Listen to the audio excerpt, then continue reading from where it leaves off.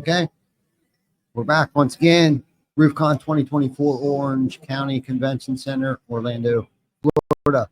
I believe this might be episode 9, 8, 7, 6, 4, 3, 2, 1. Since we started yesterday, day 2 of RoofCon, I got roped into a breakout already this morning. I guess there was a no-show.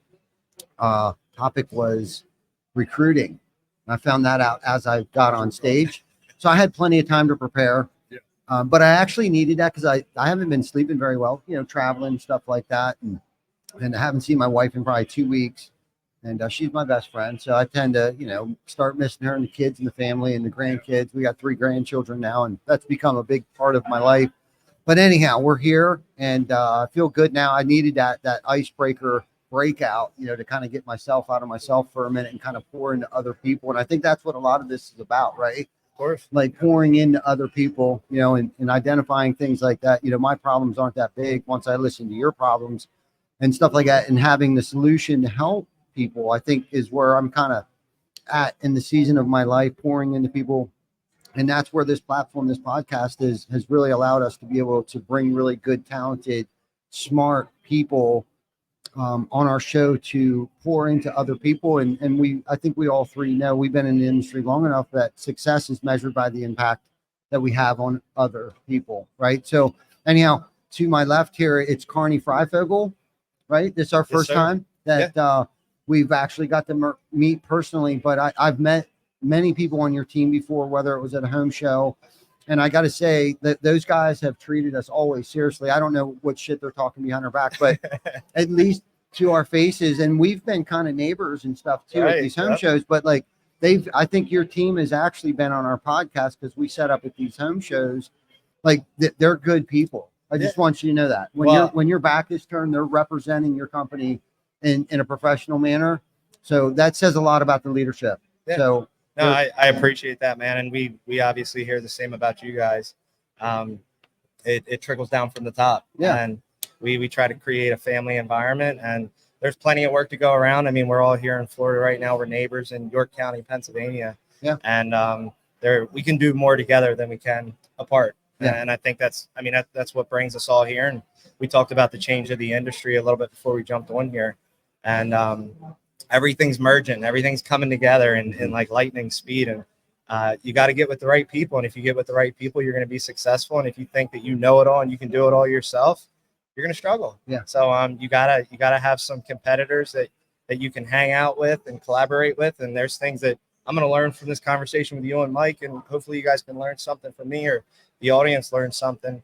And that's why we're all here. We're here to learn. And if we're not growing, we're dying. So that's right. Yeah, we're going. That's for damn sure. And that's the thing. Collaboration happens up here and competition happens down there. And I'm not casting that out as a negative, but I'm just saying, like, I have to be confident enough and humble enough to ask someone like you questions, just like you were asking Mike questions before we went live here. And Mike was as open as a book because we're confident in what we do, and there's plenty of work out here for all of us, right? And all ships rise in high tide, and it's okay to collaborate with other companies. And we've collaborated with local companies, whether it's gutter jobs, whatever the case might be. I even helped a company out up in Harrisburg. They were looking for labor, and I didn't charge them anything. I got a crew that's got 3 crews. Here's one. Mm-hmm. I think you're going to get a lot further in life when you can do that and not be such a dickhead all the time. I mean, I was a dick when I was younger. I get it. I've been in the industry 30 years. I've worked for dickheads. I've been the dickhead. I can still be a dickhead at times. I'm still very high performing, very, competitive, but that's what has driven us to be where we're at. And I'm sure you can relate to me. And I know Mike's a high driven, competitive guy. And that's why we gel so well, because our vision, our goals, and the things that we're trying to accomplish are the same, and our purpose is to have as much impact as we can on anybody and everybody. So why don't you tell us what's going on? So we got your hat up here, CR3, your local company contractor to the York County area, and C3 Exteriors, what I formerly have known you as. Is it still C3?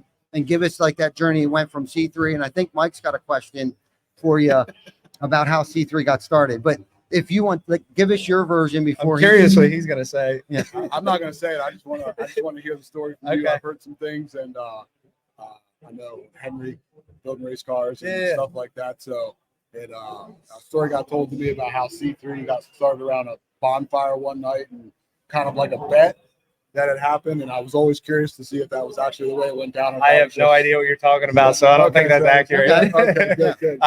No, I mean, the Cliff Notes version of myself and the company is I've been around construction literally my entire life, much like a large majority of the people that are here. Ty, I don't know your background, but I would assume you've been around construction for quite some time. So been around since a very young age, building houses with my great-grandfather, grandfather, father, and I just saw a need in the exterior industry. I saw it was scalable. I saw what Mike and a couple of guys in our local community were able to do with a hailstorm, and it just seemed scalable. It seemed like something that was kind of rinse and repeat. As long as you could service customers and had a process that you could be pretty successful with it. So 2017, I decided to part ways from working with my father and go out on my own. And that's when I started C3, which you're familiar with. Mm-hmm. And in the first 4 years, we blossomed pretty quick. 4 years down the road, we were doing 15 million in annual. And this is back 2021, 2022. And you know what that environment looked like at that time. If you're doing over $10 million, private equity's beating down your door. Mm-hmm. Like every day, like they're calling my office, they're sending emails, and half my company probably thought I was going to sell. And it was a weird time because like I didn't want my people to think I was going anywhere. So at the time, I'm 26 years old, and private equity's sitting there, and this consolidation we're all talking about. I didn't know what to do. Do I sell? Is this my time? Right? Is this a couple $1 million is not going to be enough for me to live till I'm 70, 80 years old, God willing. Right. So we kind of looked at it for what it was, and we saw private equity for what it was and said, you know what, we're going to try and run with these guys, and we're going to try and build a large corporation. And we knew that the corporate model that we had was just not right for us. Trying to find managers, you're paying over 6 figures for these guys, and we wanted them to act like owners, but they don't act like owners all the time. You find a guy that acts like an owner, that's a dime a dozen. I mean, you got to really take care of that person. And it was super hard to scale at the rate that we wanted to, as fast as we wanted to. So we saw franchising as a great option to do that. So we went ahead in 2022, changed our focus from just being a corporate model to a franchise concept. In the spring of 2023, we were finally able to go to market, solicit new franchise owners, brought our first one on in the spring, and here we are about 14 months later. We got 20 locations, and we're about to start onboarding about 3 to 5 a month. So it's growing pretty quick. It's fun. It's exciting. It's new challenges. And for us, it's about 2 big things. And you kind of started to talk about it in the intro of this. It starts with the customer, one customer at a time. We have to do our very best to make sure that customer has the best experience, and we can retain that customer for life. So they're a referral source for life. They're coming back in 2 years because they need windows or siding or whatever it may be. And then we need happy, successful franchisees. Everybody at this table, all of our employees, we all have personal goals, and personal goals drive business results. So we need to figure out what these individuals are trying to achieve. And as long as we can help them achieve those goals, we call them happy, successful franchisees. We have great customers for life, happy, successful franchisees. We're going to be all right. So in a long-winded way, that's who I am, how we got where we are. And, Yeah. I don't know the story you heard, but that don't ring a bell. We'll have to talk about that off air. It's not a bad thing. All right. Yeah. Mike, spin your base around and bring your mic a little closer to you, if you don't mind. It's picking up. Can you spin this base and spin? Yeah, see how my base is closer to me? That's okay. He's got a big barrel chest. That's what's going Yeah, on, man. He's yeah. keeping it away. I'll bring it down. Yeah, I thought he had it all fixed. I did too. Slacker. Yeah, that's the thing about going live. Sometimes you got to fix shit on the fly. And fix here and save Yeah. the day. Well, let me ask you this. So, I've tossed around the idea of like rolling up other companies or going to, the franchise model. Did you contemplate like which way you should go, or were you just fixated on like, franchise model is the best way to go? Yeah, I mean, when I make a decision or we make a decision as a group, we just kind of make it and run with it, and just try not to look back, Mhm. because there's always that like new red shiny ball, and if we get caught up in that, we'll start working on a project, and then we'll go over here and we'll do this. I try to stay laser focused, and Mhm.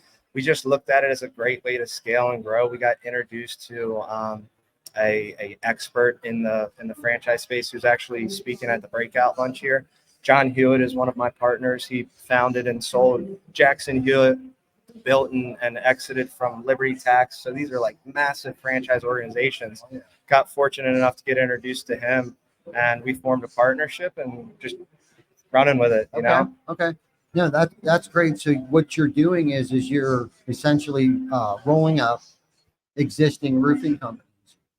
Is that accurate? Okay. So you're franchising an existing roofing company. So how do you vet that person? Like, what criteria do they have to meet? they got to be coachable. I Okay. mean, almost like an employee, right? They're not employees. It's a much different relationship. But at the end of the day, when you look at a franchise concept, um, to be a great franchisor, you got to give them a great system and a great platform and a great brand to represent. To be a great franchisee, you have to be able to execute the play.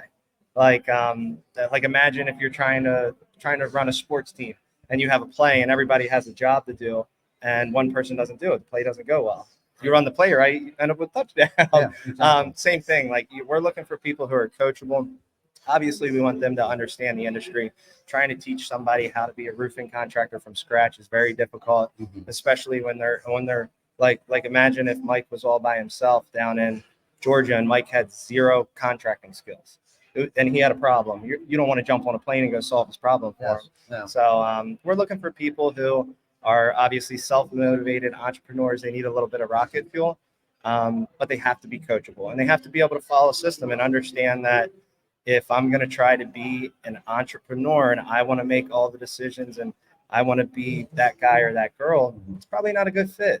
Yeah. It's a business strategy that is right for a lot of people who don't want to reinvent the wheel and spend the millions of dollars that me and you have both spent in, I call it R&D. Yeah. Yeah. We've spent millions of dollars on hiring the right and the wrong people and the wrong piece of technology, embedding this, embedding that. You don't have to do that anymore. People have already done it, whether you're going to roll them up like you guys are looking to do, whether it's a franchise. We have all done it, wrote the blueprint. We just need people to execute it and follow the play. Yeah. Yeah. So what do you think the most painful thing is? I would imagine, rebranding or cross branding. So, and again, I could be wrong, but walk us through like that transition. So if we were a roofing, because one of my friends, I think, actually rolled up with you guys, and I think he'd been in business for 3 to 5 years, something like that. And he built a brand. It's a family company. Mhm. And my first thought was, man, one, to let go of that family name or whatever it was, that was probably pretty difficult for him. But then rebranding in a different area or location, walk us through like what that looks like and what you provide to kind of propel or move that needle forward, because now it's essentially a new roofing contractor in a new area. Of course. Yeah, I mean, you gotta have the marketing in place, right?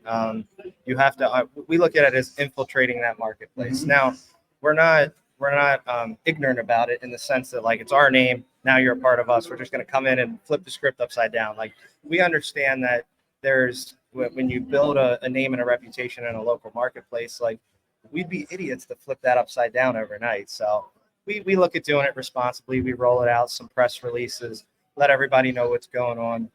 Usually we'll do like I'm gonna use this example, but Okay. TC Backer, an affiliate of CR3, right?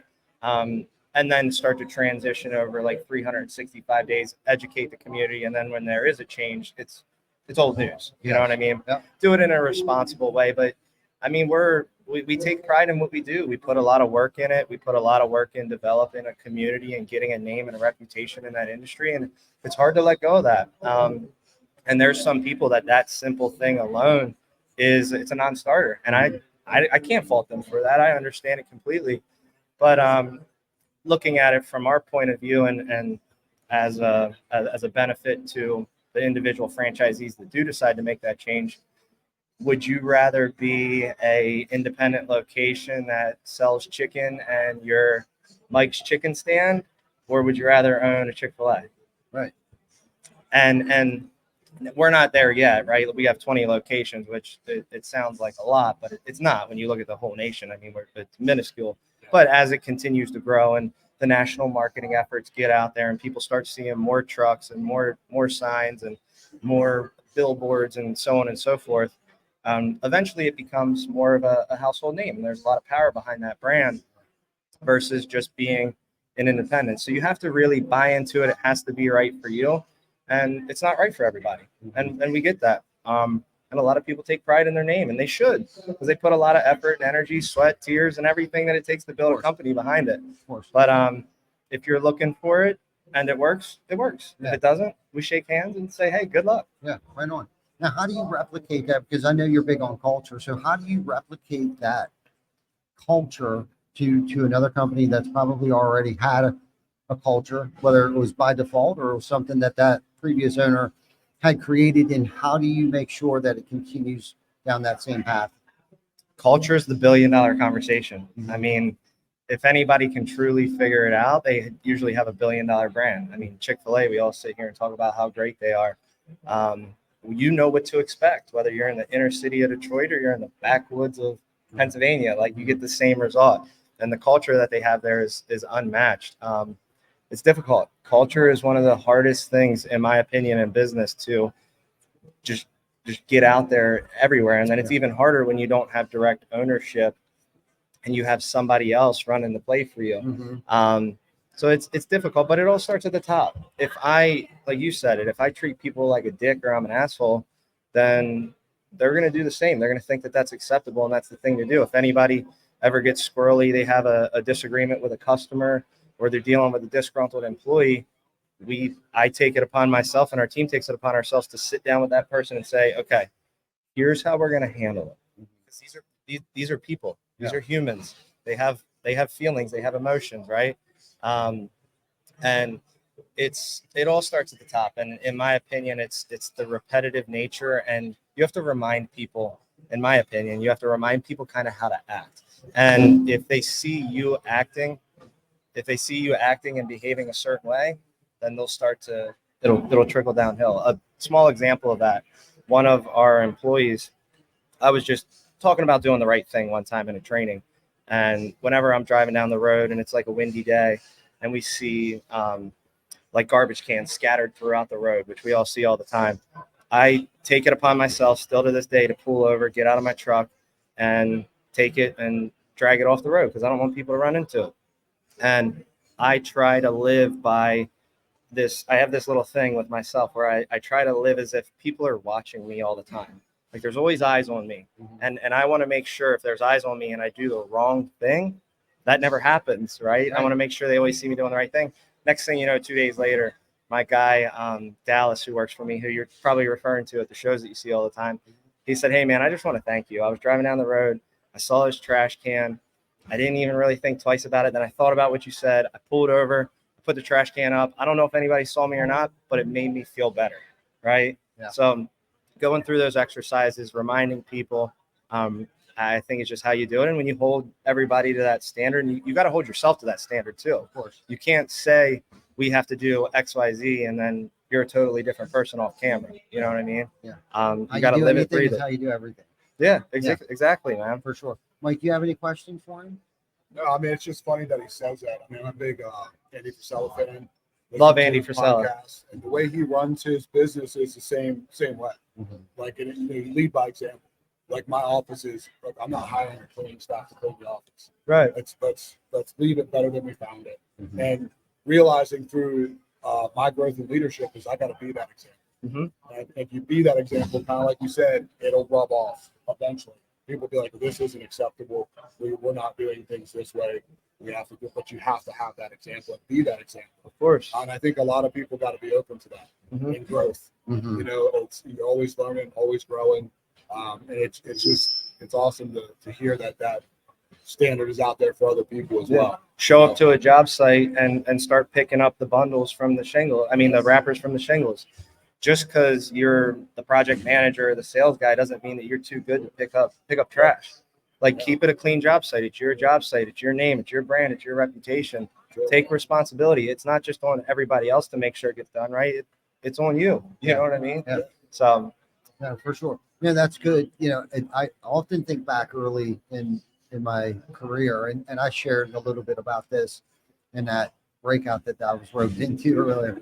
Was because they have two people, it's them and two people, and he's like, well, how do I cast that vision and get buy-in from my team? And I was like, unfortunately, you got to be the first one there and the last one to leave. Like, just start there. Yep. You know what I mean? And don't be afraid to jump in the trenches with your team. Like, let them know, like, you're building what I call a trust bank. And every now and then you do have to take a withdrawal from that trust bank, but you've deposited so much trust that, even if you got to deviate or pivot, they're bought in. But like, don't be afraid to put in the work, because I think we've come across like this easier, softer, make billions of dollar type of work-life blend culture that you hear all the time. And I'm sure you can relate. It's like, if you're trying to build something, or a dynasty, an empire, or just a freaking roofing company, you got to put in the work. Yep. Yeah. I don't know. I couldn't tell you how long that's going to be, but then there's also that fine balance of like, okay, now I need to start delegating some things too. But because you've put those 7 days in, 14 hours a day, and you've led by example with your team watching, because whether we know it or not, they are watching. Of course. Even when we don't think they're watching, and when we think they're watching, they're not, but they're watching when we don't think they're watching. They're watching our behaviors, how we treat people. Just like John's kind of trying to distract me right now by watching me. But this is the thing. I don't have to be at the office today. I'm not getting up any earlier, because now it became like this race of like who could get to the office early. Okay. And this was years ago. It was like Brandon comes in at like 4:30 or 5 or something. But I used to be there at like 5. Okay. And I think he got there at 4:30. I'm like, I'm not getting up at 3:30 to beat, or 3. Nah. You know what I mean? But that was the model that we've casted, because that was more so on the production side, because the production guys got to, they get out Get the on door. the job site by 7 o'clock. Yeah, right. A little earlier and stuff like that. And I managed the service department, the scheduling, all that stuff. And when I started to pass off and delegate things like that, that was just the standard. Oh, okay. So I have to be here at 5. Yeah. You need to get your shit together before the team starts showing up. You know what I mean? You can't show up at the same time your team does, because now they're standing at the dock waiting for you for an hour, hour and a half. Been there, did that, right? Like, oh, you got to go to Myers and pick this shit up. No, it's already on the job site. You know what I mean? So leading by example is what has created, some of our culture. Of course, me not pulling out and taking withdrawals all the time too, and depleting that trust bank also helps too. And it's just cashing those checks over the years that my ass has written, you know what I mean? And leading by example says so much, and is a reflection of her company. Like, I would love to be able to take the credit just for this. I mean, this isn't an empire, but like, there for a minute, I did run around with a backpack 5, 6, 7 years ago. I was traveling with one microphone and a camera, which was probably my iPhone 8 at the time, and doing small little podcasts. But I implemented the same things here that I did with a roofing company, Of course. Led by example. Now, Vic, this is Vic's vision now. Right. My vision was big enough for Vic's vision dream to fit in. So now we're going for legacy. My legacy is big enough for Vic and anyone else's legacy that works for us. Their legacy also to fit in. I hope I'm doing a good job for everyone else. Right. That's why I got to continuously think bigger and bigger and bigger and bigger. You got to get their buy-in, but you made me think of something. So if you take, as a leader, we're all going to fuck up. Yes. Like we are, and our employees. And what I have noticed is when I assume responsibility for not just myself, but my team, even when they fuck up and something stupid, like we're like, how do you even do that? I'm like, well, we're responsible, because if they have done it or they did it, somebody else, whether it's in 30 days from now or 10 years from now, is going to make the same mistake. So we need to make sure that never happens again. So that's on us, because clearly we didn't tell them, we didn't have a system in place for that. But what I have noticed is through me assuming responsibility for not only myself, but every single person on my team. Now, when I say, oh no, yeah, you kind of messed up, but that's my fault. That's my responsibility that was even a thing. Then they'll argue with me. They'll say, no, it's not your fault. I fucked up. Yeah. Because now I'm getting them to show that, like, you need to own it. Yeah. You need to own it. I'll own it because I'm at the top, but I need you to own it as well. And when I show them that I'm responsible for everything that you do, they start to get a little defensive, and they're like, no. This isn't your fight. This is my fight. Right. And that starts to radiate off on everybody Absolutely. in the organization. They So it's start cool. taking, like you said, ownership in it as well, and accountability, and taking accountability for their actions too. But the other thing is too, we have to show grace too when they do make mistakes. Like we have to become course. callous and be aware that, you know, through that mistake that there's going to come growth as well too. We had a situation come up a few weeks ago, and I got a phone call from somebody, and like, hey, I did this, and of course I didn't freak out, and it wasn't that big of a deal. I did the same thing myself, so why was I going to snap out? Right. And they even thanked me like for being so, you know, kind of and understanding. And it was like, I know you'll never do this again. I know this will never happen again. One, because I could feel their sorrow, like, oh, man, I am so sorry. And just because of their response and how they reacted to the situation, I know for a fact that this will never happen again. And really, it wasn't that big to me. I thought, okay, you didn't cost me $1 million, or you Right, like, right. okay, a leaky roof like that. Right. I mean, No harm, no foul. yeah, man. right. Exactly. So, but my point is that, you know, I have to show grace too, and know when to show grace, but I also need to know when I need to stick my foot up somebody's ass Right. justifiably too. And I think that differentiating those two, because they need to know if I'm pissed, there's a problem. If I get the call and I need to come in here and I need to start cracking skulls, like there's an issue here. Yeah. But we've put people in place too, where it's like, if it does get to me, that means I probably need to be in a courtroom. Right. You know, call the insurance company, call my attorney and shit like that. I got a fun one for you. What's the craziest shit that's ever happened that led to you guys like either losing a roofing project, or like, I could write a book on some of the crazy stuff I've seen throughout the years with my team, and like I know it happens to everybody. I think You can ask me the same question and I'll answer it honestly. I think off the top of my head, I think installing the wrong roof. I've done that like 2 or 3 times. Yeah, now. and then Crazy. and That it's even a fucking thing. And not just that, but they actually ended up paying for it. Now that's good. Yeah, convincing them that was a good idea, that they needed a new roof. That was probably the slickest, most worst conversation that I ever had to have. And then explaining to the homeowner why we were 2 days late getting to the initial job we were supposed to do.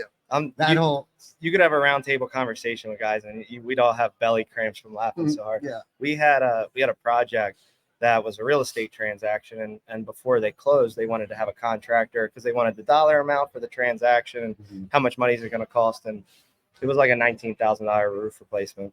It was actually a buddy of mine, and right before they were about to settle, like 2 or 3 days before, we got a phone call that they needed to cancel the contract. Well, it was around this time. It was like, I think it was last year. It was around this time, which is in the Northeast with whitetail buck. It's mating season. They start to get a little fired up, start to do some crazy stuff. Well, a whitetail deer buck jumped through a bay window, it was a vacant house, got in the vacant house, tore the house to pieces. It shit all over the place, tore the drywall to pieces. Imagine a wild deer caged up in a house. Yeah, right. Wow. Went crazy, and yeah, we had to cancel the contract because obviously they didn't move forward with buying the house. Of course not. And I had a deer destroy a $20,000 contract. Yeah, that's probably one of the wildest. Yeah, that's pretty wild. Yeah, that's for sure. Yeah, but I mean, like I said, off the top of my head, I think that's probably one of the worst feelings there for a minute, that trying to navigate through that. Yeah. But what do you do, man? You got to do the right thing. Yeah. And I don't know how you resolved it. Clearly, you resolved it The people were totally understanding, because what happened was the GPS, and they must have been used to it. The GPS, everybody's GPS must take them to their house. Same thing opposed to the neighbor's house. So they were totally understanding about it. Now, I think we sold it to them at cost, but at least of course we were able to recoup, the cost of the project itself. We didn't make anything on it. But yeah, that was a tough one. We were doing a house up on a hill, and the Google Maps took you to a house that was like directly in front of it. The house was way up on a hill, and crew shows up 7 o'clock, and I'm waiting there. This is like in the early days. I'm sitting there. 7:30 rolls around. I'm like, man, where are my guys at? I text them, and the guy, the main guy, said, I just got done at the dump. I'm dumping the dump truck. Oh, I'll be there. And okay. I didn't think anything of it. I thought he had the guys. Yeah. I start listening. I'm like, really sounds like somebody tearing a roof off. That's In the kind of background. ironic. Yeah. And I'm sitting there, and I called him again at like 8 o'clock. I'm like, dude, where are you at? He said, the guys are there. I said, they're not here. He said, I'm telling you, they're there. They're tearing the roof off. And then it clicked. Then I go running down over the hill. I'm like, you guys are tearing off the wrong roof. They said, no, we're not. I said, how are you going to tell me that you're not tearing off the wrong roof? I'm the one who sent you here. Yeah. And same thing that now we tore off the whole back, papered everything in, we upgraded everything and put it all back together before they came home, and met with them, sat down, had a conversation, and we're like, hey, I don't know how it happened. I apologize, but like, here's all the photo documentation. We'll give you a warranty on the back of it, and try and do whatever you can, and ask for a little bit of grace along the way. Exactly. How But it about you? happens. It's so funny how that It happens. does. I've never had a wrong roof install. That's one of my biggest fears. I didn't want to be Yeah. I didn't want to be in that conversation. We had a rainstorm come through in Reading, and roof tore off, didn't get it tarped in, and that was a fun phone call for sure. So I had to go up there and talk with the customer, and I found most of the time, man, if you just have a conversation with the customer, look, this happens, shouldn't happen. Things do happen. We're going to walk through the process and get everything done and taken care of properly and get you back, better than you were. It's usually not that bad of a conversation. The difference between a good company and a great company. Yeah. Like we're all going to have problems. We're all going to have bad projects. And what you do when you're faced with adversity is what makes you a great company or a great owner or a great individual. And we can't control it. It's one of those non-controllables. You try and do everything that you can, but when it does happen, how do you handle the situation is what's going to make sure that you don't have a short shelf life. Yeah. But customer first, no matter what. Always. Problems, issues, it's customer first. We'll figure that out on the on the other Absolutely. side. Yeah. That's the thing. Sometimes you just got to take it on the chin, and again, this is leading by example. I know Glenn, who's our general manager up in York, there's been some, I'm sure, hard decisions that he had to make, but probably because of our previous behaviors and conversations and stuff, it made it easy for him to make the right decision no matter what. Take care of the customer, right? Yep. Not that they're always right, but if we have played a part in it, then we just need to make it right, and maybe end up with a good review, maybe a referral later. I mean I don't know how many times I can count on both hands and both feet where we've turned lemonade out of lemons so many times. Now there are those people that you just can't, even though you went over and beyond, it's almost like they're maliciously trying to sabotage the whole entire situation. We just had one not long ago. Got a 1-star review. And I'm like, that came out of nowhere. Where do we get a 1-star? And of course, it's hey, we got a 1-star review. Like, what the hell happened? And Right. I called the sales rep and I was like, man, like, where's the communication? Like, I didn't know about, we had a disgruntled customer. Her communication wasn't the greatest. So I met with her and I was like, she had a couple concerns through the process. And so I walked her through those, took care of all of her concerns.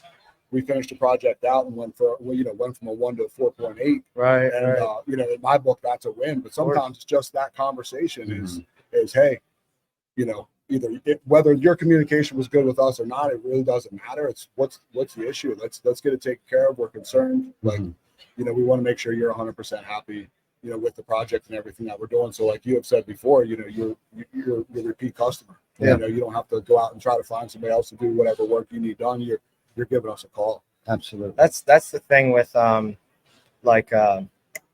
fart. I had a thought, man. I was gonna run with it. It goes. Yeah, Shit. it happens. That's okay. Well, I mean, this has been a great conversation, and we'll have you back on the show before we I'd get love to off be here. back. Yeah, and wrap this up. But what would you like to leave with our listeners here? A golden nugget, a golden egg? What's your audience? Is it mostly roofing contractors and contractors? Yeah. Time is a part of the equation no matter what. Like you're not going to avoid it. We all are after something. It looks different. Everybody at this table has a goal. My goal is probably a little bit different than yours and vice versa. Everybody has a dream and a goal, but you need to understand that time is a part of the equation and you need to put in the work. And depending on the amount of time that you put in, it's like compounding interest. The more time that you put in, the further down the road that you're going to get. And we live in a society that is just so impatient. I can go on my phone and I can Google and I can get the answer for anything that I want right now. And it's hard, especially when you're younger. You just want it. You want it now, right? And everybody is just after instant gratification. They think they're going to have a $10 million roofing company in 3 years, and it can happen.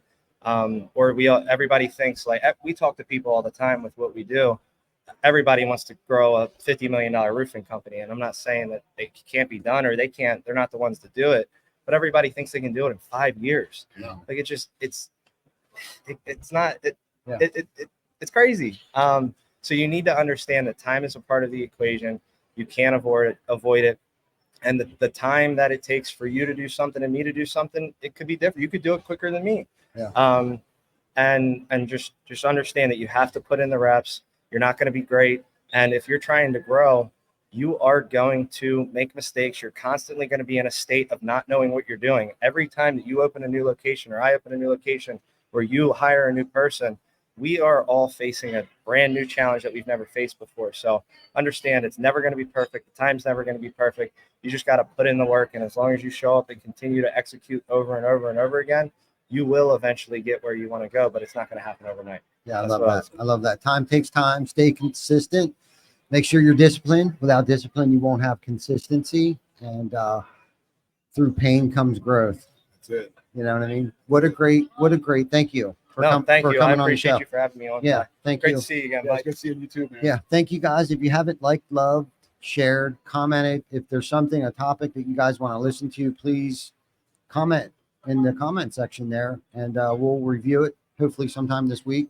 If not, we'll get around to it. But until then, stay safe. And I think we're going to be going live again around 1 o'clock, maybe. If not, I know I'm going to be on Erico's podcast, I think around 3 o'clock. So till then, stay safe and be rad. Thanks, everybody. Yep. Awesome. Thank you. Thanks, dude.